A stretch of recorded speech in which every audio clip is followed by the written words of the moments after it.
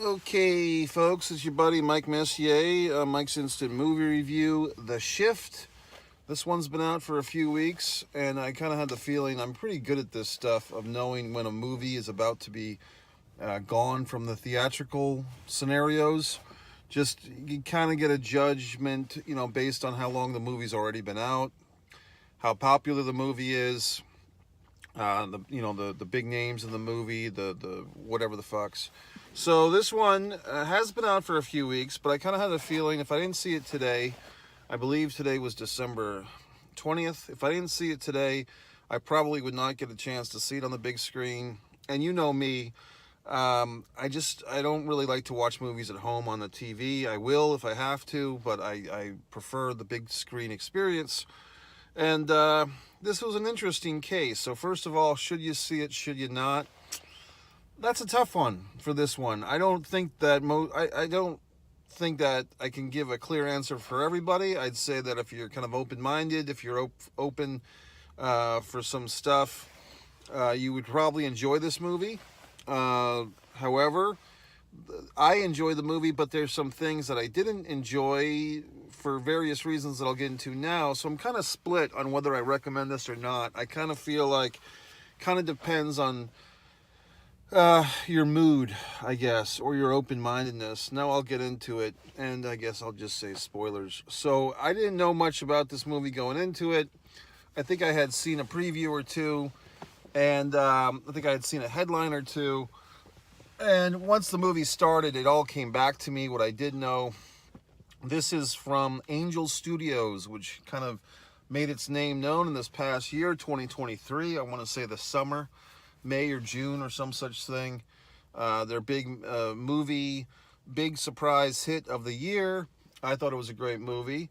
The Sound of Freedom came out with Jim Caviezel and so forth. And I don't know why that movie is controversial. I mean, I can see where, whatever the fuck. But I mean, I thought the movie was really great. And I thought Caviezel, in any other circumstance, could be nominated for Best Actor Oscar for Best Actor, but I guess it's a political thing now. I don't know, but I thought he did a great job in that movie. So this is the same studio. So this studio, apparently it's trying to, it's not trying to, it's in the process of making a name for itself as being one of these Christian-based film companies. However, in the past, Christian movie fare has kind of been like, what's the Kirk Cameron series, Left Behind? Stuff like that, where it's, not to say cheesy, but a little, I don't know, just there's a certain flavor of these Christian movies, which Angel Studios is kind of, I would say, different than, not to say better than, but different than. It doesn't feel necessarily like a Christian film in a lot of ways, like this one. And I did do a review if you want to see my thoughts on the Caviezel movie from this past year.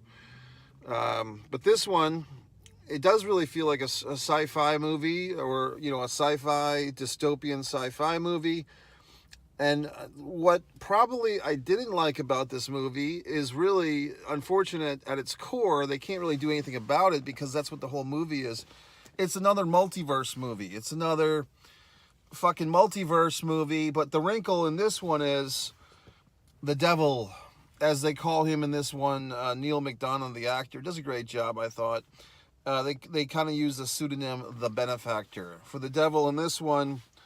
And I just kind of felt like, once we started going and once we started seeing things like the multiverse was clearly illustrated, like we're in a multiverse movie and there's different variations of people, and every time you make a choice there's another variant.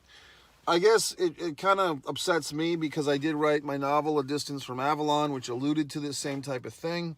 I'm actually going to do a rewrite of my novel to eliminate in this universe. I'm going to do a rewrite of my novel to take out the multiverse part because I'm so sick of fucking multiverses and every goddamn thing. Here's Marvel with Marvelverse, and here's DC with its DCverse, and everyone's got a goddamn multiverse. I'm sick of it. So I'm in the fucking version of reality where Mike is sick of the fucking multiverses, okay? I'm just sick of it. Yes, it's a cool concept, but when everybody does the same goddamn concept, it's no longer cool. It's shit. So I'm just sick of this goddamn multiverse thing. And so I kind of just, I wouldn't say I lost interest in this movie, but I disengaged a bit once it became clear we're in a multiverse thing. Now, what did engage me, I think, I'll be honest, is you kind of had like a nice romance story here in this film. You have this guy, he's at the bar, and this lovely woman, who I did look up her IMDb stat and facts. This actress is from Texas, apparently. She has done other religious-based films. She played Mary Magdalene in The Chosen. Very attractive woman. And this is the type of attractive woman that's kind of like wife attractive as opposed to floozy attractive, okay? As opposed to harlot attractive. This is like the marrying type. Like, she's pretty enough that you could kind of wake up to her every day, but not so pretty that you'd be in a fist fight, you know, defending her honor against every asshole in the bar. Like, kind of a dignified, attractive woman. So there you go. So this woman's in this movie, this actress, and this guy, this character, Kevin, her name is Molly, his name is Kevin. She basically picks him up at the bar on a dare from her little Yenta friends, who we see later in the film. And we're off to the races. We kind of get the scenario. We do a nice effect of what's called flash forwarding, not flashbacks, but flash forwarding, which is kind of like not really the reverse of flashbacks, but it's like you see how their relationship will play out in the future. And apparently Kevin and Molly have themselves a wedding and a family, and they have a son that dies. And that's I mean, if you've seen my previous Mike's Instant Movie Reviews, I talk about certain film cliches that are just so accepted. One of them is the tragic car accident. Like, if you just need to have some tragic thing that killed somebody important, just throw them in a car accident and kill them. It's like the easiest thing. We can all relate to it. Oh my God, the tragic car accident. And I talked about Save the Cat, Blake Snyder, in one of my Instant Movie Reviews recently. His wonderful novel on screenwriting. And there's another thing which is kind of like beyond the Save Cat. It's like the dead parent or the dying parent. Like, if you want to have sympathy for a character, just, you know, have them have a dead parent or a dying parent or some such thing. In this one, you know, we have the dead child, which is like the grand daddy of them all, of sympathy routines. Like, oh, the young couple, everything was fucking perfect. Then they had a son, and the son died. And then we broke up, and I gave her a pendant. So all this goddamn horse shit.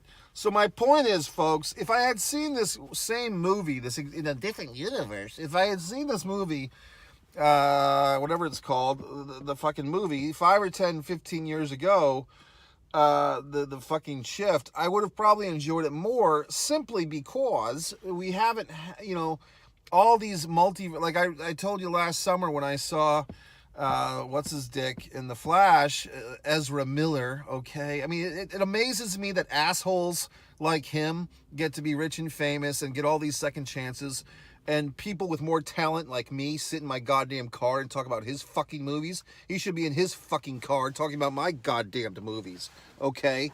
But I mean, I'm talking about this Ezra Miller fucking the goddamn Flash. And, you know, 2 weeks earlier, I had seen the Spider-Man Across the Spider-Verse movie, which, you know, is like the second of 3, apparently, of these Spider-Man animated epics. And everything that was done in The Flash, I had just seen 2.5 weeks earlier in the fucking Spider-Man Across the Spider-Verse. I mean, talking about key, like, terms and elements. And I just don't get it. I mean, I'm looking through YouTube and I'm seeing these videos like, oh, Star Wars ripped all this horse shit off of Dune. Okay. Well, I mean, I guess I now I know, thank you. But I didn't know that. But watching the goddamn Spider-Verse shit and watching the Flash, it's like, oh my God, there's like actual like lines, like it's almost like lines of dialogue, but just key words and phrases. So my point, as I keep repeating myself, did you get that humor? I am just sick of the multiverse routine. So in this movie, The Shift, and basically it's like, oh, the benefactor, the devil, shifts you from one fucking universe to another, and he can just do it instantly with this fucking wristband. It's like that's another cliche of these sci-fi or fucking fantasy films. Every asshole has like a fucking watch, like the easy watch thing. It's never like a shoelace, or like it's never like something you put up your nose, or it's never like you don't pull your ear like Bewitched. It's always a fucking wristband thing, right? So it's like, that's my point. It's a well-made movie. It's well acted. The wife is very attractive, all that good stuff, but it's just a lot of shit that we've seen in other films. Now, I will say that this movie, The Shift, I think they took this whole multiverse thing in a very serious direction, and also there's an undercurrent of religion and Jesus and good stuff. Basically, Molly, the beautiful wife, has taught Kevin to come back to church. And when she gets shifted, I guess, after, once again, another tragic car accident, after a car accident, he like remembers some of the scripture that he learned going back to church with his wife. And in his new, universe where he's planted in, where no one has the Bible and so forth, he's like remembering scripture and writing it down and sharing it with Sean Astin, by the way. Now, I wasn't a big Frodo guy. That was Tobey Maguire, fuck. I really can't, I'm not a big Lord of the Rings fucker, okay? But I guess Sean Astin was in all those movies. Was he also, was Sean Astin Rudy? Is that the same guy, or is there a different guy? But in any event, Sean Astin's in this thing. No offense, Sean, but Sean's looking a little bit bulky. Okay, so he's in this dystopian universe where everybody's starving, but Sean there's getting fed somehow. But it turns out, spoiler, he's one of the benefactor's little spies. Spies like us, Dan Aykroyd and Bill Murray. Good movie, by the way. So I just thought this movie was good. It's just tough for me to give it a full endorsement, because like I keep telling you, it's just so many things I've already seen. I feel like I've already seen these elements in other films, so it's hard for me to say, gee whiz, go out and see this one, because I just kind of feel like you've already seen some of it in other films, okay? So my point is, that's why I'm going to give this like a 3.5, 3.25 star out of 5. I do feel it's a well-made film. I think this Angel Studios, what they're trying to do, if I might be so bold, is they don't just want their movies to be like, good Christian movies where Christian people can see these movies and feel like they're not necessarily seeing just a boring-ass Christian film. They feel like they want to reach the mainstream audience, and in order to do that, to slip their little messages of hope and faith and all that good stuff in, they have to kind of cloak their Christian movie as the kids say, a secular film. I always hated that term, secular. So they want you to think, oh, this is just a regular movie, it's not whatever the fuck. And then they slip the Jesus in there, and they slip the God, and they slip the scripture, and they slip this in, and they slip that in. So, but they're doing that by making it, I think, pretty good movies. I just feel like with this one, however they got this script, and I don't know if this was, what you would call like in the theater world, they call it like a Christmas hat play, where you just have a regular script and then you throw Christmas hats on all the characters, and suddenly you have a Christmas play, right? So I don't know if this movie was kind of like that, because I could kind of see where the benefactor, maybe in another script, like it wasn't even the devil, it was just the bad guy, and they just kind of threw the wrinkle of him being the devil on there, and then like the scripture stuff, which a lot of it is just kind of, thrown into the movie at various points, like text on screen. I could actually see this having been originally a script that was not even a Christian script, where they just kind of Christmas hatted it, where they just kind of put the Christian stuff on top of things, basically to make it a Christian type of movie for Angel Studios. Now, I'm not saying that did happen. I'm saying I could see a universe where that did happen. See what I did? So my point of the matter is this, folks. like I said, I guess I feel like I think the movie's well made, it's well acted. They do the thing at the end where, oh, pay it forward, buy all these tickets for all these other assholes. Well, I'm seeing in the theater, folks. I'm the only one in the theater today seeing this movie, so it's not like people are breaking down the walls to see this movie, no offense. So, I mean, that's how they get you. I mean, Angel Studios did that with Caviezel and the fucking the Singing Children movie, The Sound of Freedom. But this one, I mean, no offense, guys, but I'm doing enough for the theater world, the film theater world, by doing all these Mike's Instant movie reviews, encouraging people to go to the movies. I can't supplement your incomes. Okay, I'm trying to make my own goddamn movies on One Man and a Camera Films. I can't supplement you guys selling tickets, okay? So, in any event, like I said, it's a good movie. It's well made. The acting's fine. There was a kind of a scene where our buddy there, Kevin, jumps into another universe. He jumps into another timeline, and they call them DOPs, like doppelgangers. He sees a version of himself where he's basically Scarface. So that was kind of fun. Like, he sees the Scarface version of himself. Apparently, the dop of Kevin that we're with in this movie is like the good Kevin. And all the other Kevins are a bunch of assholes, because you see him like being a Harvey Weinstein type. You see him doing all these other horrible things. Kind of an interesting thing they do in this movie is, like, you can go to this old rickety movie theater and you can screen yourself. Like, if you're in this universe that he's in, they have these like vision theaters or via theaters or vi theaters, I guess, like vicariously living. You can sit there and get hooked up to a machine, and you can see all the different universes that you are appearing in, which I thought was an interesting wrinkle. So like I said, this movie does have a lot of cool stuff as far as, variation on a theme. Like, this movie did go pretty deep into how this multiverse type of thing could work, or what would it feel like and stuff. My point, like I keep repeating myself, it's just, we've seen too many multiverse movies. I'm sick of fucking multiverse movies. I'm so sick of them. I'm revising my own wonderful novel, A Distance from Avalon, to get rid of the multiverse shit, because I'm just intolerant now. I'm multiverse intolerant. Okay, you've heard of lactose intolerant. I'm multiverse intolerant. Any future films, novels, books, TV series, whatever the fuck, that have a multiverse, I'm just not interested. I just think it's a cliche now. It's just it's a prop. It's a crutch. It's a creative crutch, because it's like, oh, everything's fucked up in this universe. Let's just make a multiverse, and then it'll solve all our problems, or whatever the fuck. So I'm just sick of it. But this movie, it's not its fault, because like I said, as I know, I didn't say this, but I do know this, it takes a long time for a film to get made. You might have an idea for a wonderful movie, and then by the time you write a treatment, and then write a screenplay, and by the time you get financing for this goddamn hypothetical movie, it might be 10, 15, 20 years, okay?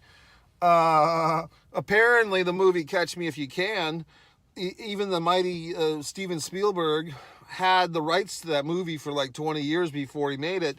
I saw some other asshole on YouTube deconstructing the whole movie, Catch Me If You Can, saying it was all a bunch of horse shit, that the guy made up all these stories and he really didn't do half the things, or 2/3 or 3/4 the things that he said he did. Okay, so that's another goddamn thing. He said the guy's biggest scam was scamming Spielberg into thinking that he did all that stuff, like flew a plane or whatever the fuck. Okay, folks, so that's it. So, gee whiz, Mike, should we see this movie or not? I mean, you've talked us around in circles. Should we see it? Should we not? I don't know. I'm kind of mixed. In this multiverse, I say, yeah, go ahead and see it. It won't kill you. And in a second multiverse, I say, don't see it. It's boring. How about that? So, in any words, folks, I have been getting some nice responses, though, from people. People have been saying, gee whiz, Mike, your reviews are better than the movies. We appreciate you. You're the best person in the world. I do agree with that. I believe the gentleman's name was Chris Fiera. Chris said some nice things about one of my recent reviews. My buddy, my old pal there, Court Fisk, is very excited about my review of Wonka from the other night. Another fine gentleman made a nice comment. I can't wait for your Von Erich movie review. I wish it was just called Von Erich. or Von Erichs, but it's called the Iron Claw. I'm kind of sad that the Iron Claw, I mean, they went for the big cheese here, folks. They went for the December Christmas release, basically December 22nd. I have not seen the Iron Claw yet. I'm planning to see it tomorrow. But my point is, by doing such, by coming out in December, you're going against the Ferrari movie. I'm about to see that right now. There's all these other big movies coming out for Christmas. The Color Purple remake is coming out for Christmas. So when you play with big stakes, the Iron Claw will not be playing in the IMAX theater. It will not be playing the Dolby Digital. It's basically getting like the second choice, like the standard screens, right? So still good screens. I'm kind of in a quandary because I could see this movie, the Iron Claw, in Regal Theater tomorrow, or I could use one of my Cinemark subscription passes. But I mean, just to put a button on it, more or less it would cost me like 54 cents to see it at Regal because I already paid for the year subscription, or I could just see it at Regal, but I'd be using one of my Cinemark. I'd be using one of my passes. But I do know that Cinemark, it's a better movie experience. No offense, Regal, because the sound is better.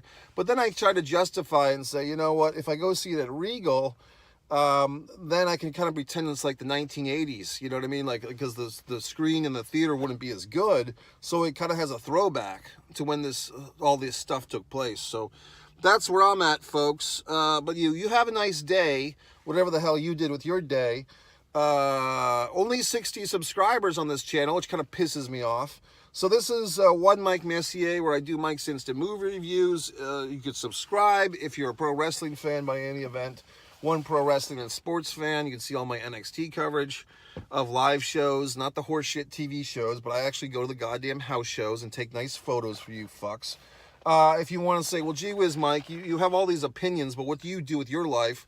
Well, you can buy one of my wonderful books, Fighter Play Basketball, A Distance from Avalon. You better buy it now because I'm going to rewrite the whole thing. So you want to have both multiverses versions of it, right? And you can also go to One Man and a Camera Films, watch all my 73 award-winning productions, 73 awards across all my productions and so forth. So that's it, folks. MikeMessier.com. I still don't know.